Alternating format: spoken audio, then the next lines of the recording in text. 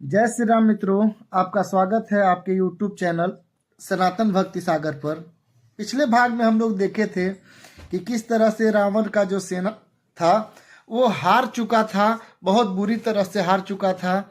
उसके बाद जब रावण ने एक सभा बुलाई तो उसमें माल्यवंत जी ने मना किया, फिर से रावण को समझाया, जो कि माल्यवंत जी रावण के नाना भी है। वो समझाते हैं कि आप राम से बैर न करिए और उनसे संधि कर लीजिए, सीता को लौटा दीजिए।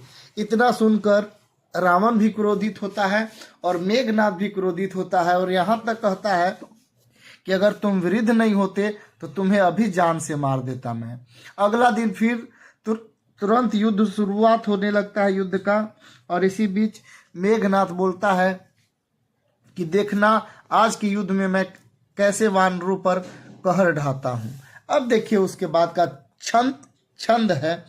ढाहे महीधर शिखर कोटिन विविध विधि गोला चले, घहरात जिमी पविपात ग्रजन जनुत प्रलय के बाद ले, मरकट विकट भट जूटत कटन ल, लटत तन जर जर भय, गही शैल तो ही गढ़ पर चला वही, जहां सो तहां निशिचर है। अर्थात उन्हें पर्वतों का के करोड़ों शिखर ढहाए और अनेक प्रकार से गोले चलने लगे। वे गोले ऐसा गहराते हैं जैसे वज्रपात हुआ है, बिजली गिरी हो, और युद्ध ऐसे गरजते हैं योद्धा मानो प्रलय काल के बादल हो। विकट वानर युद्ध भिड़ते हैं और घायल हो जाते हैं, उनके शरीर जर्जर चलनी हो जाते हैं, तब भी वे लटते नहीं हैं, हिम्मत नहीं हारते हैं। वे पहाड़ को उठाकर किलों पर फेंकते हैं। राक्षस जहां तहां जो जहां होते हैं वहीं मारे जाते हैं। अर्थात बहुत सारे वानर और राक्षसी सेना एक दूसरे को मारने का प्रयत्न कर रहे हैं और पूरे एक दूसरे के खून के प्यासे हैं, और राक्षस भी मारे जा रहे हैं और सेना भी मारे जा रहे हैं, जो वानर सेना है वो भी। उसके बाद देखिए मेघनाथ का एंट्री होता है। मेघनाथ सुनि श्रवण अस गढ़ पुनि छेक आई, उतरयो वीर दुर्ग ते सन्मुख चलियो बजाई। मेघनाथ कानों से ऐसा सुना कि वानर आकर फिर किले को घेर लिए हैं, तब वह वीर किले से उतरा और डंका बजाकर उनके सामने चला जाता है। जब रावण का जो ज्येष्ठ पुत्र है मेघनाथ, जिसे इंद्रजीत भी कहा जाता है, वो जब सुनता है कि राक्षसी सेना के ऊपर आक्रमण करके अंदर आ चुकी है लंका के अंदर वानर सेना, तो वह अत्यंत क्रोधित होता है और वह युद्ध के लिए चल पड़ता है डंका बजाते हुए। उसके बाद का बहुत ही प्यारा चौपाई है। कह कोसलाधीश कह कोसलाधीश दौभ्राता, धन भी सकल लोक विख्याता, कह नल नील दुबिद सुग्रीवा, अंगत हनुमंत बल सीवा। अर्थात वो कहता है, अर्थात मेघनाथ कहकर पुकारता है कि समस्त लोकों के प्रसिद्ध धनुर्धर कोसलाधीश दोनों भाई कहाँ हैं? हे नल नील द्विद सुग्रीव बल की सीमा अंगद, तुम कहाँ हो? वो ललकारता है कि रावण का पुत्र मेघनाथ ललकारता है कि तुम कहाँ हो? रावण का पुत्र ललकारता है, नल नील सुग्रीव हनुमान राम सब कहाँ हो तुम लोग? उसके बाद देखिए होता है क्या। कहाँ विभीषणु भ्राता द्रोही, आजु सब ही हठी मारऊ ही, अस कही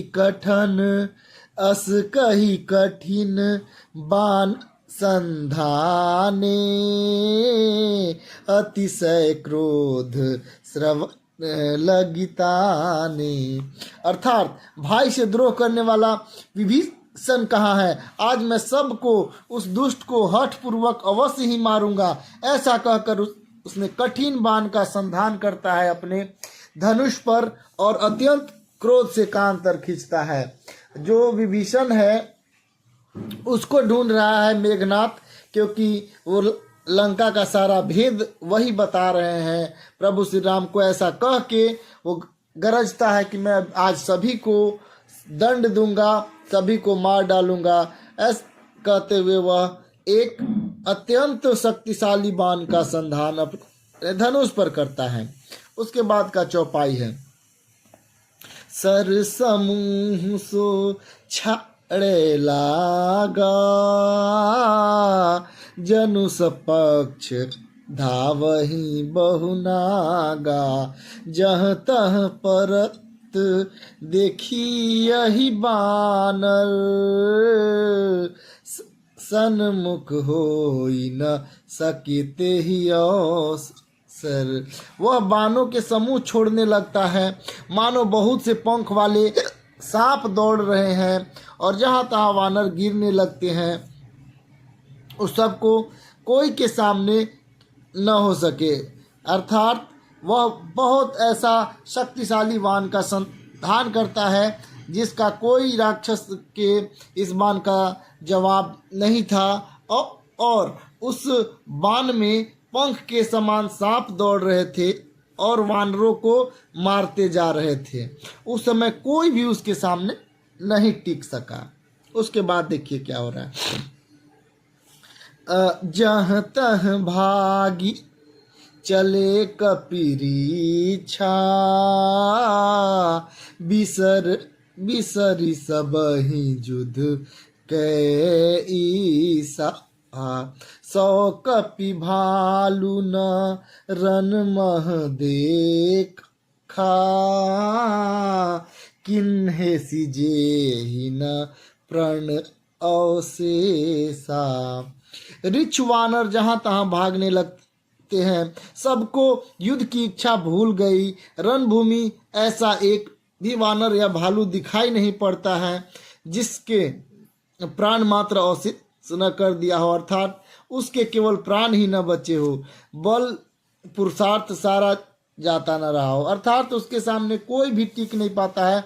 सभी वानर भालू अपना प्राण बचाकर भागने लगते हैं। उसके बाद का दोहा है, दस दस दस सर सब मोरिसी, परे भूमि कपिवीर, सिंहनाद करि गर्जा, मेघनाथ बलधीर।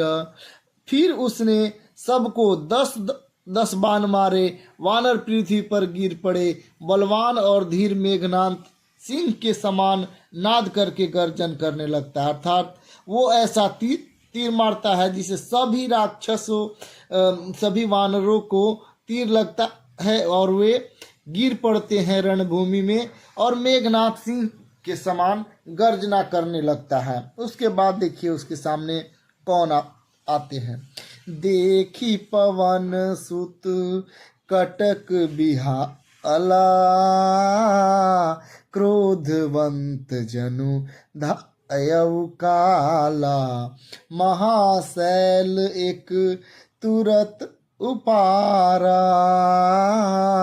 अतिरिस मेघ नाद पर डारा। सारी सेना का बेहाल यानी व्याकुल देखकर पवन पुत्र हनुमान क्रोध करके ऐसे दौड़े मानो काल दौड़ आता है। उन्होंने तुरंत एक बड़ा भारी पहाड़ उखाड़ा और बड़े ही क्रोध के साथ उन्होंने मेघनाथ पर फेंक दिया।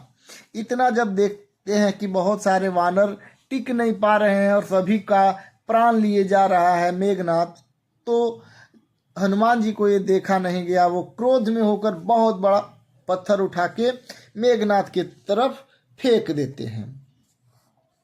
आवत देखी गयऊ नभ सोई,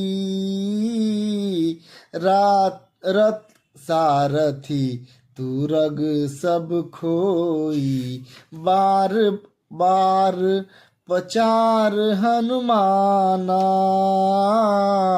निकट न आओ परमु सो जाना। अर्थात पहाड़ को आते देखकर वह आकाश में उड़ गया, उसके रथ सारथी और घोड़े सब नष्ट हो गए और चूर चूर हो गए। हनुमान जी उसे बार बार ललकारते हैं पर वह निकट नहीं आता है, क्योंकि वह अपने बल का मर्म जानता है।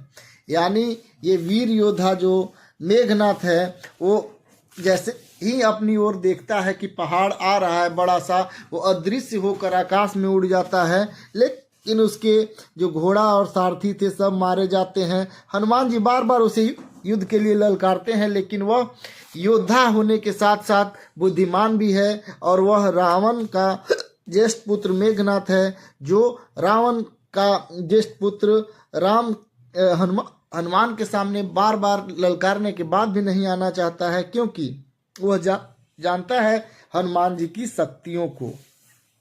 उसके बाद का चौपाई है, अंतिम है आज का चौपाई मित्रों इस वीडियो के लिए। रघुपति निकट गयौ घन नादा, नाना भांति करे सी दुर्बादा, अस्त्र शस्त्र आयुध सब डारे, कौतुक ही प्रभु काटी निवारे। तब मेघनाथ श्री रघुनाथ जी के पास गया और उसने उनके प्रति अनेक प्रकार से दुर्वचन का प्रयोग किया। फिर उसने उन पर अस्त्र शस्त्र तथा सब हथियार चलाए। प्रभु ने खेल खेल में ही सबको काट कर अलग कर दिया। अर्थात जब रावण का पुत्र हनुमान जी से नहीं लड़ा और वो श्री राम के सामने चला जाता है और युद्ध के लिए ललकारता है और तरह तरह के अस्त्र शस्त्र चलाता है, लेकिन प्रभु श्री राम खेल खेल में उसकी सारी शक्तियों को काट देते हैं, जैसे वो एक खेल कर रहे हो। उसके बाद का वीडियो हम लोग बनाएंगे मित्रों अगले भाग में। मिलते हैं अगले वीडियो में। बहुत बहुत धन्यवाद। जय श्री राम।